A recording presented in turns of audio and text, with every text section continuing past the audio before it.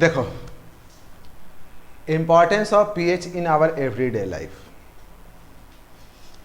अब हम लोग पिछले क्लास में पीएच के बारे में बढ़ चुके हैं कि व्हाट इज़ अ पीएच। फिर पीएच वैल्यू के बेसिस पे हम लोग किसी भी चीज़ को क्लासिफाई कर सकते हैं कि whether it is acidic, basic और न्यूट्रल। अब हमारे एवरीडे लाइफ में इसका क्या इम्पोर्टेंस है उसको थोड़ा समझने की कोशिश करते हैं। सबसे पहले है our plant and animal pH sensitive. पहले इस चीज़ को समझते हैं, ठीक है। आपको पता होना चाहिए, हम सबको पता होना चाहिए कि हम लोग को सरवाइव करने के लिए हम लोग को जो पीएच वैल्यू चाहिए वो 7 से लेकर 7.8 तक चाहिए। 7 से लेकर के 7.8 इस रेंज में अगर पीएच वैल्यू हो तो हम सरवाइव कर सकते हैं, ठीक है। और थोड़ा बहुत चेंज होगा ना तो थोड़ा प्रॉब्लम नहीं होगा, मतलब इसमें थोड़ा सा मतलब 6.9 या थोड़ा सा इसमें नैरो चेंजेस हो तो ठीक है, कोई दिक्कत नहीं है। लेकिन इस पीएच वैल्यू में अगर ज़्यादा चेंजेस हो गया तो फिर हम सरवाइव नहीं कर पाएंगे, ठीक है। मतलब हम लोग को सरवाइव करने के लिए पीएच रेंज जो चाहिए वो 7 से लेकर 7.8 चाहिए। और इसमें अगर थोड़ा बहुत चेंजेस होता है तो भी ठीक है, हम सरवाइव कर सकते हैं। बात करते हैं एसिड रेन का। आप सब जानते होंगे कि एसिड रेन जो होता है उसका पीएच वैल्यू 5.6 होता है। अगर हम 5.6 से कंपेयर करें, मान लीजिए हमको पीने वाला पानी चाहिए तो उसका पीएच वैल्यू होना चाहिए 7 से लेकर 7.8। एसिड रेन का पीएच वैल्यू कितना है? तो क्या ये हमारे रेंज में आता है? हमारे रेंज से काफ़ी कम है। तो इस रेंज में हम सरवाइव नहीं कर सकते। इस पानी को अगर हम पिएंगे तो फिर हम सरवाइव नहीं कर सकते। हम का मतलब हुआ कि सिर्फ हम ह्यूमन बीइंग नहीं, फिर बाकी एनिमल भी सरवाइव नहीं कर सकते। बाकी एनिमल को भी सरवाइव करने के लिए पीएच रेंज 7 से 7.8 चाहिए। अगर पीएच वैल्यू वाटर का 5.6 या उससे कम हो गया तो फिर वो भी उसमें सरवाइव नहीं कर पाएंगे ज़्यादा दिन तक। इवन प्लांट भी सरवाइव नहीं कर पाएंगे। यही है our plant and animal pH sensitive. अब यहाँ पे बात आती है कि आप ये बता क्यों रहे हैं। बताने का मतलब ये है कि आप सबको पता है about acid rain. Acid rain तो सबको पता है। सबसे पहले आपको तो बताया जा चुका होगा, बहुत बार बताऊंगा कि एसिड रेन का फॉर्मेशन किस तरीके से होता है। तो जो भी ये स्मोक्स निकलता है basically they contain the oxide of carbon, nitrogen and sulphur. वो ऑक्साइड ऊपर जाता, ऊपर जो क्लाउड होता है, क्लाउड मतलब कि पानी उसके साथ कंबाइंड करता है और एसिड का फॉर्मेशन करता है। और वो एसिड उस रेन वाटर के साथ मिक्स हो जाता है। जब कभी भी रेनफॉल होता है तो उस रेनफॉल के साथ वो एसिड नीचे आता है। जब नीचे आएगा तो वो फिर फ्लो करते हुए रिवर में जाएगा, पॉन्ड में जाएगा। क्या रिवर और पॉन्ड में जाएगा? एसिड। तो जब पहले से मान लो कि वहाँ पे एक पानी था, नॉर्मल पानी था। नॉर्मल पानी का पीएच वैल्यू हो सकता है 7 से 7.8 के बीच हो। लेकिन जब एसिड रेन हुआ, ऊपर से एसिड नीचे गिरा और वो एसिड जा कर के मिल गया किस में? पॉन्ड में, लेक में और रिवर वाटर में। उसके कारण उस लेक का या उस पॉन्ड का या उस रिवर का जो पीएच वैल्यू था वो क्या कर गया? फॉल कर गया। अगर उसका पीएच वैल्यू फॉल करके 5.6 या उससे कम हो जाए तो फिर उस पॉन्ड में रहने वाले या इधर प्लांट हो या एनिमल हो वो सरवाइव नहीं कर पाएंगे। समझ में आया? तो जब कभी भी एसिड रेन होता है तो एसिड रेन फ्लो करते हुए रिवर, पॉन्ड, लेक सब में जाता है और जिसके कारण उस रिवर का या लेक का या पॉन्ड का जो पीएच वैल्यू है वो फॉल कर जाता है। और उस फॉल किए हुए पीएच वैल्यू में या उस रेंज में जो एनिमल और प्लांट है सरवाइव नहीं कर पाते हैं। समझ में आया? अब आता है पीएच फॉर द सॉइल। पहले क्या होता था, जैसे हम लोग के गांव में भी अक्सर मतलब हम लोग जाते थे गांव में तो सुनने में आता था कि एक किसान है, एक फार्मर है, एक अच्छा सीड्स खरीदा, वो अच्छा सीड्स खरीद करके खेतों में गया, खेतों में सीड्स को लगा दिया। लगाने के बाद उसको सही टाइम पे उसमें पानी डाला, सही टाइम पे खाद डाला, पेस्टिसाइड डाला, सब कुछ डाला, लेकिन जो उसका प्लांट था वो हेल्दी ग्रोथ नहीं कर पाया। ठीक है, ये सुनने में आता था, हम हमेशा सुनते थे। बेचारा बैठ करके किसान सोचता है कि आखिर ये मेरा प्लांट ग्रोथ क्यों नहीं किया, और फिर उसके दिमाग में डिफरेंट टाइप का क्वेश्चन चलता है। कहीं जहाँ से हम सीड्स लिए थे वो सीड्स तो हमको गलत नहीं दे दिया, या हम कहीं पेस्टिसाइड्स या फर्टिलाइज़र तो ज़्यादा नहीं डाल दिए, क्या सही टाइम पर हम पानी नहीं डाले, क्या ऐसा वजह हुआ जिसके कारण से मेरा जो प्लांट है वो हेल्दी ग्रोथ नहीं कर पाया। अब उसके दिमाग में ये क्वेश्चन चलते रहता है। फिर उसके दिमाग में ये क्वेश्चन आता है कि ठीक है, हो सकता है कि सीड्स हमको ख़राब दे दिया, लेकिन अगर ख़राब सीड्स दिया तो गांव के बाकी जो लोग हैं उनको भी तो ख़राब सीड्स मिला होगा ना। या कभी कभी ऐसा होता है कि वो सेम सीड्स को दो डिफरेंट खेत में डाला, एक खेत में अच्छा फसल हो गया, दूसरे खेत में फसल बिल्कुल नहीं हुआ। अब क्या वजह रही होगी उस किसान के पास ये क्वेश्चन की, क्या वजह रही कि सेम सीड्स था, सब कुछ सेम था, एक खेत का फसल बर्बाद हो गया, कुछ नहीं हो पाया, जबकि सब कुछ में सब कुछ सेम चीज डाले। शायद उस किसान को एक लंबे टाइम तक ये चीज समझ में भी नहीं आता होगा या आया होगा, क्योंकि उसने कभी पीएच को पढ़ा नहीं होगा। अब सॉइल के लिए पीएच का क्या मतलब है? तो सॉइल के लिए पीएच का मतलब ये होता है कि जितने भी डिफरेंट प्लांट्स हैं, समझे, जितना भी डिफरेंट प्लांट्स या जितने भी आप क्रॉप्स खेतों में उगाते हैं, उनके हेल्दी ग्रोथ के लिए एक certain range of pH value चाहिए। समझ में आया? कि वो एक सर्टेन रेंज में ही हेल्दी ग्रोथ कर पाएंगे।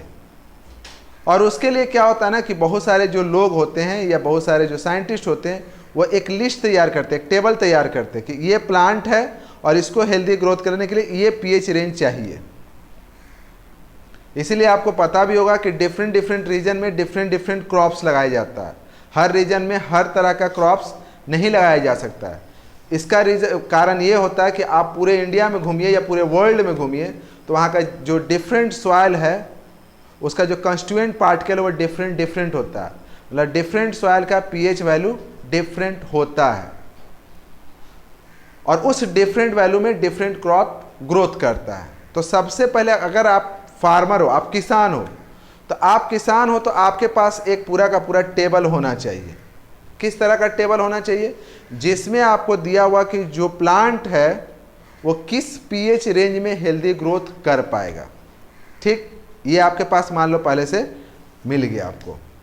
उसके बाद क्या कीजिए कि आप जब प्लांट लगा रहे हो अपने खेतों में तो सबसे पहला काम आप क्या करोगे कि सॉइल का पीएच वैल्यू चेक कर लो, और फिर चेक करने के बाद आप तब उस टेबल के अकॉर्डिंग आप उसमें प्लांट लगा सकते हो। अब आपका मान लीजिए कि पीएच वैल्यू कुछ और है और उस रेंज का प्लांट नहीं लगा के किसी दूसरे रेंज का प्लांट आप उसमें लगा दिए, तो क्या वो हेल्दी ग्रोथ कर पाएगा? क्या वो सर्वाइव कर पाएगा? कभी नहीं सर्वाइव कर पाएगा, वो डेथ कर जाएगा। और फिर आप दिन में मतलब पूरे लाइफ सोचते रहिए कि आखिर वो क्रॉप फेल्योर क्यों कर गया। तो आपको ये दिमाग में रखना चाहिए कि किसी भी प्लांट को ग्रोथ करने के लिए एक सर्टेन पीएच रेंज चाहिए।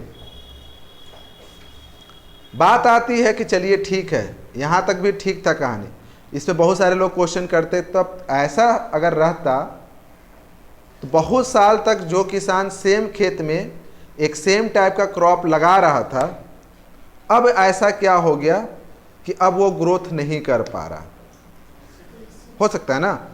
तो फिर इसके पीछे आप खुद जवाब दे सकते हो, क्योंकि एसिड रेन हुआ तो वो एसिड जो है उसके सॉइल में मिल गया। सॉइल में मिलने के बाद उस सॉइल को क्या कर दिया? एसिडिक कहने का मतलब कि उस सॉइल का पीएच वैल्यू जो है वो फॉल कर गया। अब उसमें अगर आप प्लांट लगाइएगा तो ग्रोथ नहीं कर पाएगा। तो आप पहले सॉइल को चेक कर लीजिए, अगर आपका सॉइल एसिडिक है तो आप उसमें कुछ दूसरी मिनरल्स मिला करके या बेसिक चीज़ मिला करके उसको न्यूट्रलाइज कर सकते हो और तब उसमें आप कुछ प्लांट्स लगा सकते हो। बिफोर चेक किए हुए या बिफोर उसको न्यूट्रलाइज किए हुए सॉइल को अगर आप प्लांट उसमें लगाओगे तो फिर वो ग्रोथ नहीं कर पाएगा। समझ में आया?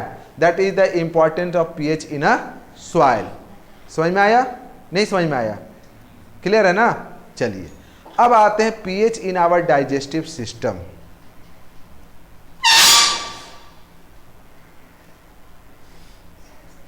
कोई बात नहीं, होता है, बड़ी बड़ी शहरों में छोटी छोटी घटनाएं होती रहती है, तो इसका मतलब क्या, घटनाएं होते रहे, उसको रोकना है कि नहीं? ये डायलॉग बहुत पुराना हो गया, बड़ी बड़ी शहरों में छोटी छोटी घटनाएं होती रहती है, तो इसका मतलब उसको होने नहीं देना है, उसको रोकना है, कोशिश करना है। चलिए आगे चलते हैं। PH in our digestive system. गए होगे कहीं शादी ब्याह, पार्टी सार्टी, या जहां भी जाते होंगे, एक कॉमन सा वर्ड होता है एसिडिटी। एसिडिटी वर्ड सुने होगे ना, कि पेट में एसिडिटी हो गया। एसिडिटी मतलब कि बहुत ज़्यादा एसिडिटी किसी को हो जाता है तो पेट में फिर पेन होता है। और अगर आपको पेट में पेन होता है तो काफ़ी ज़्यादा इरिटेटिंग होता है, उस केस में आप शादी पार्टी ज्वाइन नहीं कर सकते हो। सोच लो ना कि तुम्हारे घर में तुम्हारे भाई की शादी है, और घर में भाई की शादी हो, बहन का क्या रोल होता है वो किसी से छुपा हुआ नहीं है, और उस केस में उस लड़की को एसिडिटी हो जाए, वो भी ज़बरदस्त वाला। सोचिए उसके पूरे लाइफ का वो सबसे बड़ा दुख है। एसिडिटी आप समझते होंगे और जानते भी होंगे, कॉमन लाइफ है, बात ऊपर में ही दे दिया ना, एवरीडे लाइफ। तो ये जो एसिडिटी वर्ड है, ऐसा कोई नहीं कि एक साइंटिफिक वर्ड है कि कोई जानता ही नहीं है क्या होता है नहीं होता, नहीं, आपको पता होगा एसिडिटी क्या होता है। अभी हम ये नहीं बताएंगे एसिडिटी उसका रीजन क्या है। तो pH in our digestive system, digestive system मतलब आपका पेट का बात कर रहा है। जानते हो कि हमारे पेट के अंदर में हाइड्रोक्लोरिक एसिड रिलीज होता है, बहुत कम मात्रा में रिलीज होता है लेकिन होता है, और वो हाइड्रोक्लोरिक एसिड हार्म्स नहीं करता हमारे पेट को, वो हेल्प करता है in the digestion of food. लेकिन कभी कभी क्या होता है ना कि वही एसिड ज़्यादा मात्रा में रिलीज हो जाता है। तो ज़्यादा मात्रा में रिलीज हो जाएगा तो इसका मतलब आपके पेट के अंदर में एसिड की मात्रा ज़्यादा हो गई, और उसी के कारण आपको एसिडिटी होता है। और एसिडिटी मतलब कि आपको पेन होगा, इरिटेशन होगा। तो फिर आप उसको ठीक कैसे करोगे? बहुत बार पीछे क्लास का आप देखे होंगे तो बहुत बार बता चुका कि अगर आपको पेट में एसिड हो गया और पेन होने लगा तो एक ही काम है कि उसको आप न्यूट्रलाइज कीजिए, और उसको न्यूट्रलाइज करने के लिए आपको क्या करना होगा? ऊपर से बेस मिलाना होगा। तो बेस को ही हम लोग एंटी एसिड कहते हैं। तो जो एंटी एसिड की जो दवा खाते हैं that's a base. Milk of magnesia, आप लोग को पता होगा ना, milk of magnesia, magnesium hydroxide. तो मैग्नीशियम हाइड्रोक्साइड भी एक एंटी एसिड का काम करता है। क्लियर है? तो पेट में जो दर्द होता है वो किसके कारण होता है? हाइड्रोक्लोरिक एसिड के कारण होता है, और उसी कारण एसिडिटी होती है। और एसिडिटी को दूर करना है तो उस एसिड को न्यूट्रलाइज करना होगा, और उसको न्यूट्रलाइज करने के लिए आपको बेस मिलाना होगा। और उसके लिए हम लोग बेस क्या होता है? बेस को ही हम लोग एंटी एसिड, जो एंटी एसिड की जो दवा होती है वो बेसिस से बना होता है, और उसमें एक आता है आपका milk of magnesia, magnesium hydroxide. Clear? Finally हम लोग आते हैं pH change as the cause of tooth decay. आप सब जानते हो कि आपका जो दांत है, ये दांत किस चीज से बना हुआ रहता है? Calcium phosphate. जो हमारी दांतें हैं वह कैल्शियम फॉस्फेट से बना हुआ।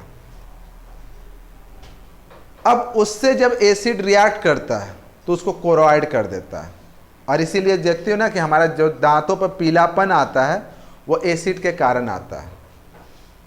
ठीक, ये पता है कि अब एसिड हमारे दांतों को कोरोइड करता है। ठीक, अब हम लोग जो खाना खाते हैं, आप जानते हो कि जो हम लोग खाना खाते हैं बेसिकली उस खाना को हम लोग चबाते हैं, चबाने के बाद जो कार्बोहाइड्रेट होता है वो ग्लूकोज के फॉर्म में ब्रेक होता है और उसमें से फूड का बहुत सारा छोटा छोटा पार्टिकल हमारे दांतों के बीच में फंस जाता है। फंसने के बाद क्या होता है कि जो बैक्टीरिया होता है वहाँ पे एक्शन करता है, बैक्टीरिया अपना काम करता है, बैक्टीरिया उस फूड पार्टिकल को और सड़ाता है, जिसके कारण वहाँ पे एसिड का फॉर्मेशन होता है।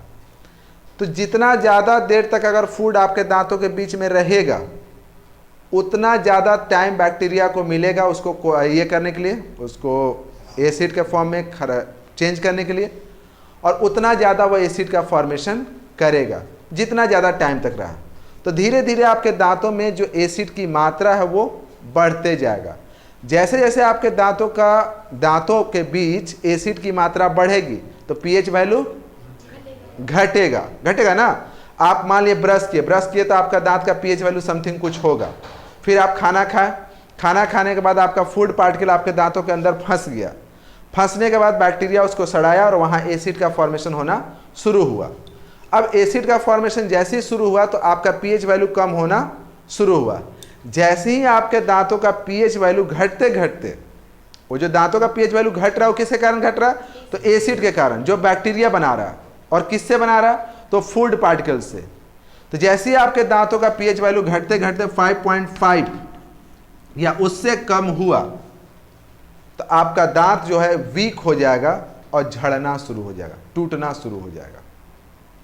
तो कोशिश कीजिए कि आपके दांतों का जो पीएच वैल्यू है वो 5.5 से ज़्यादा ऊपर रहे।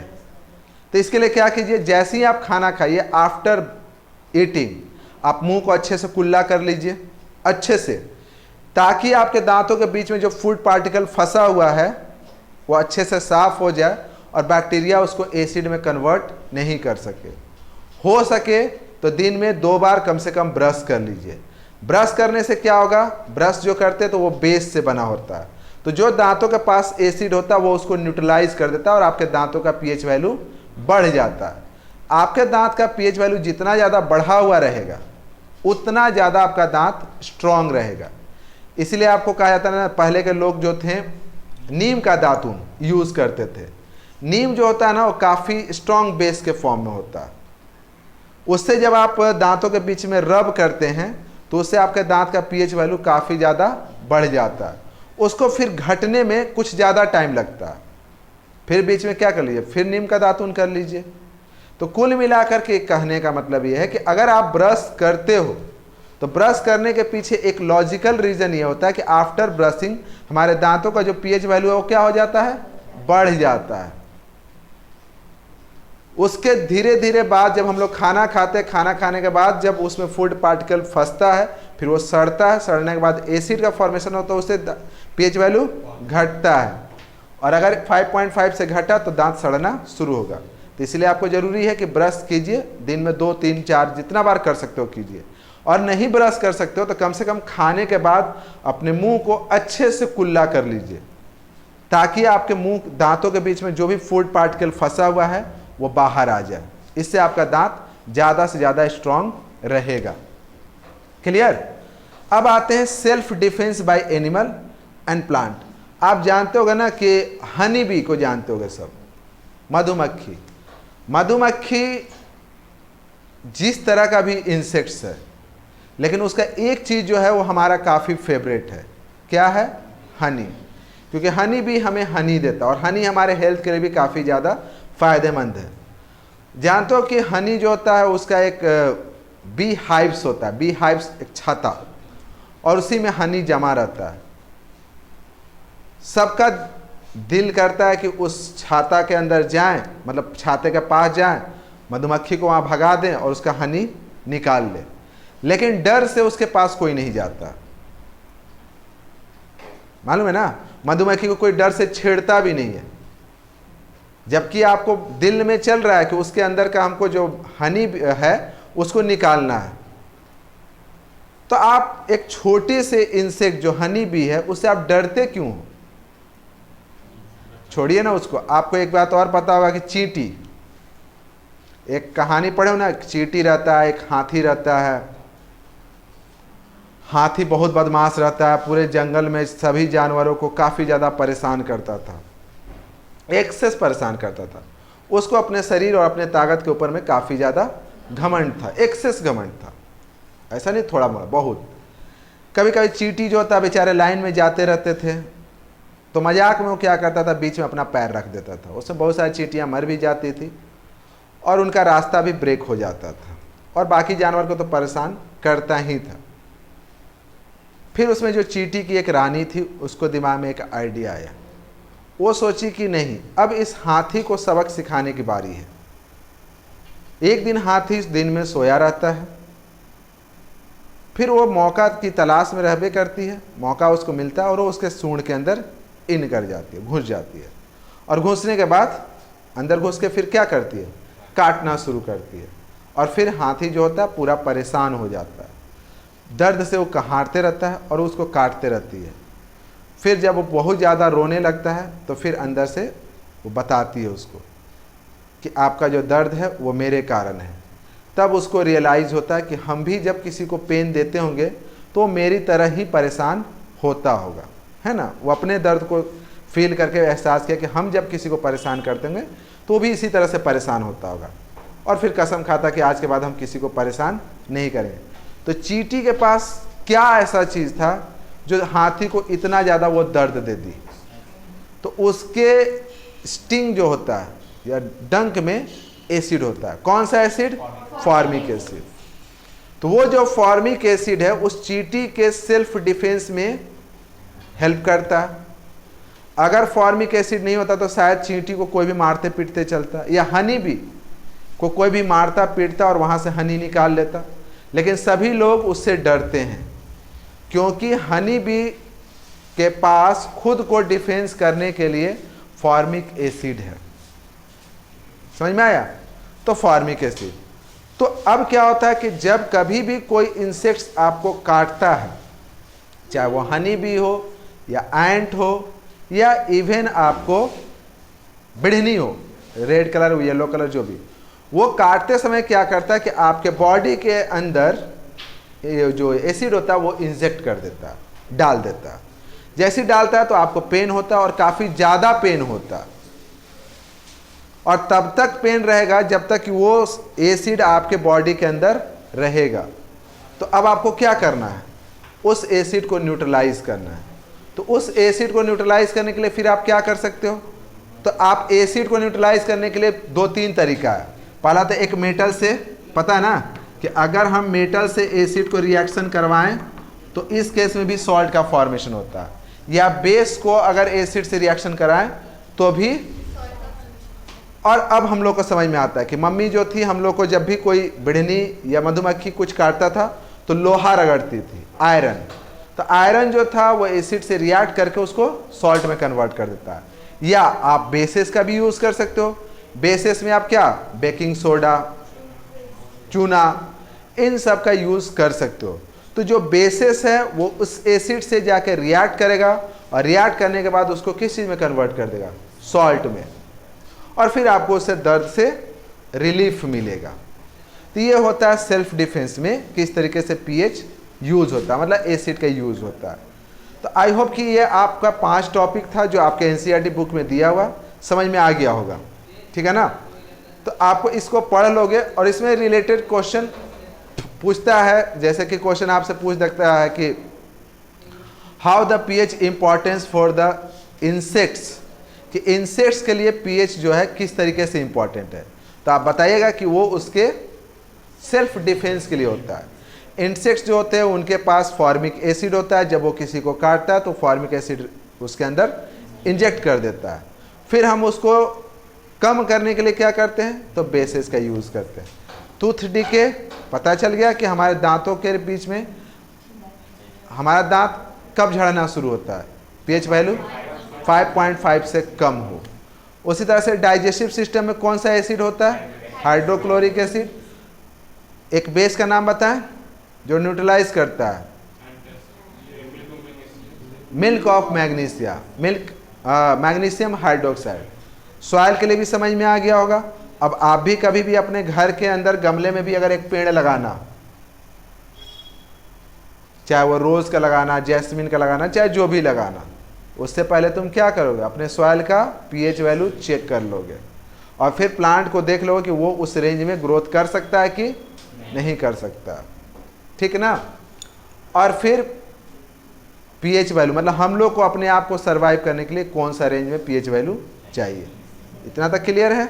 चलिए इसको एक बार आप लोग रीड कीजिएगा, रीड करने के बाद कुछ नहीं समझ में आएगा तो फिर क्वेश्चंस करोगे, ठीक ना।